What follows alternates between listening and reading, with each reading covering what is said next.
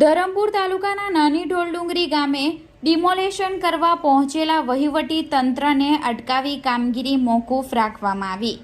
ધરમપુર તાલુકાના નાની ઢોલડુંગરી ગામે વહીવટી તંત્ર દ્વારા ગરીબ આદિવાસી પરિવારની દુકાનનું ડિમોલેશન કરવા માટે પહોંચ્યા હતા, પરંતુ આદિવાસી પરિવારની તમામ વાતો સાંભળી જગ્યા અમારા બાપ દાદાની માલિકીની જગ્યા છે, 7/12ની નકલમાં તમામના નામો છે, જે અનુસંધાને હાલ પૂરતું ડિમોલેશનની કામગીરી મોકૂફ રાખવામાં આવી છે।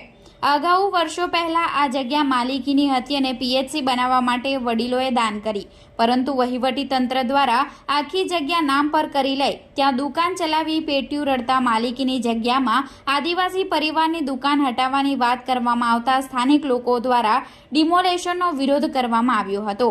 પીએચસી બનાવ્યું એમાં કોઈને પણ કંઈ વાંધો નથી, પરંતુ તે સિવાયની જે જગ્યા છે તે આદિવાસી પરિવારને હટાવવાની જે વાત છે તેનાથી તમામ લોકોને વાંધો છે। અગાઉ પણ આ બાબતે વહીવટી તંત્રને લેખિતમાં જાણ કરવામાં આવી હતી। આજરોજ વહીવટી તંત્ર ડિમોલેશન કરવા પહોંચ્યું હતું, જોકે તમામે તેમને રજૂઆત કરી હાલ અનુસંધાને હાલ પૂરતું ડિમોલેશનની કામગીરી મોકૂફ રાખવામાં આવી છે। આદિવાસી જોહર ધરમપુર તાલુકાનું નાની ઢોલડુંગરી ગામ અને ત્યાં પીએચસી સેન્ટર છે તે જગ્યા 22 ખેડૂત ખાતેદારોની હતી।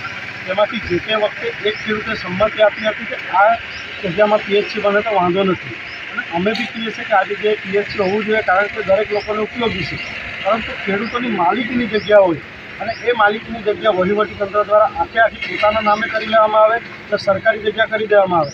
તો સરકારી જગ્યાના નામે આજે જે એક દુકાનદાર પોતાની પેટી દોડી રહ્યો હતો, આજીવિકા જીવે છે આ દુકાન પર, એ દુકાન હટાવવાની વાત હોય એની સામે અમારો સખત વાંધો અને વિરોધ હતો। એ વિરોધ રજૂ કરવા માટે અમે આજે ભેગા થયા હતા। પ્રાંત સાહેબ અને મામલતદાર સાહેબ ડિમોલેશનની કામગીરી લઈને આવ્યા હતા, પરંતુ અમે એમને વિનંતી કરી છે કે આ જગ્યા પર જે દુકાન છે એને અહીંયા જ રહેવા દેવામાં આવે, કારણ કે આ જગ્યા એમની માલિકીની જગ્યા છે। ત્યારે પ્રાંત સાહેબે કીધું હતું કે તમે અગાડીની કાર્યવાહી કરી અને ટૂંક સમયમાં કેસની તારીખ જાહેર કરીશું, ત્યારે એનો નિર્ણય થશે અને આજે ડિમોલેશનની કામગીરી સ્થગિત કરવામાં આવશે। હાલે જે લાખો રૂપિયાની લાગતથી જે પીએચસી દવાખાનું બાંધ્યું છે, ખરેખર સરકારશ્રીની જમીનમાં છે કે માલિકીની જગ્યામાં છે?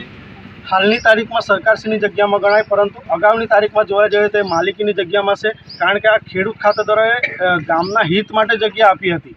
હું તો મામલતદાર સાહેબ અને પ્રાંત સાહેબને એક વિનંતી સાથે એક ચેતવણી પણ આપું છું કે ધરમપુર તાલુકામાં નગરપાલિકામાં હવે કેટલા દબાણ છે, ત્યાં તમે કેટલાને હટાવવા ગયા? આ બીજા ગામોમાં સરકારી જગ્યામાં કેટલા લોકો રહેશે, ત્યાં તમે હટાવવા ગયા? ફક્ત ને ફક્ત કોઈના કહેવાથી એક પરિવારને ટાર્ગેટ કરવામાં આવે એ બિલકુલ ચલાવી લેશું। ઓકે।